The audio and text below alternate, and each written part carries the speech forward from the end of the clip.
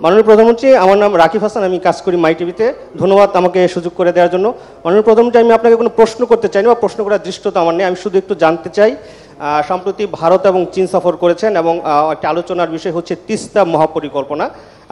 ভারতে গিয়েছেন এবং চীন সফর করেছেন। এই তিস্তা মহাপরিকল্পনা নিয়ে আপনার চীনে কোনো বিষয় নিয়ে আলোচনা হয়েছে কিনা, আর বা কোন দিকে আসলে যাচ্ছেন? ভারত কেউ কেউ বলছে ভারতের দিকে ঝুঁকছেন, কেউ কেউ বলছে চীনের দিকে ঝুঁকছেন। আসলে মাননীয় প্রধানমন্ত্রী, আপনি কোন দিকে যাচ্ছেন? আমরা জানি আপনি সঠিক পথে এগোচ্ছেন। আমি বলে দিই, এখন জন্ম সনদ দিয়ে খোলো বিকাশ স্টুডেন্ট অ্যাকাউন্ট। নিজের বিকাশ নিজে কর। আমাদের তিস্তা প্রজেক্ট কিন্তু আজকের না, এটা বহু যুগের। এই প্রজেক্ট বহু যুগের প্রজেক্ট, বহুদিন থেকে এটা চলে আসছিল। আমার যতদূর মনে পড়ে যে যুক্তফ্রন্ট যে ইলেকশন সেও এটা ছিল, বা আওয়ামী লীগের ম্যানিফেস্টো অনেকবারই এটা ছিল, বিভিন্ন সময় এটা আসছে। তো তিস্তা প্রজেক্টটা আমাদের করতে হবে। এখন যেমন চীন আমাদের কাছে কিছু অফার দিয়েছিল, তার একটা ফিজিবিলিটি স্টাডি করেছে। ইন্ডিয়াও আমাদের কাছে অফার দিয়েছে, ইন্ডিয়াও ফিজিবিলিটি স্টাডি করবে। এটা করার পরে যেটা আমাদের জন্য যুক্তিযুক্ত হবে আমরা সেটা নেব। তবে আমি এখানে বেশি প্রাধান্য দেব যে এটা ইন্ডিয়া করুক, কারণ তিস্তার পানিটা ইন্ডিয়াই আটকে রেখেছে। কাজী তাদের কাছে আমাদের যদি আদায় করতে হয়, তো এই প্রজেক্টের কাজ তাদেরই করা উচিত।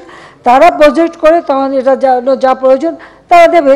এটা তো একটা ডিপ্লোম্যাসি, যেখানে আর কোনো দ্বিধা থাকার তো কথা না। চীন তো রেডি, কিন্তু আমি চাচ্ছি যে এটা ইন্ডিয়া করে দিক।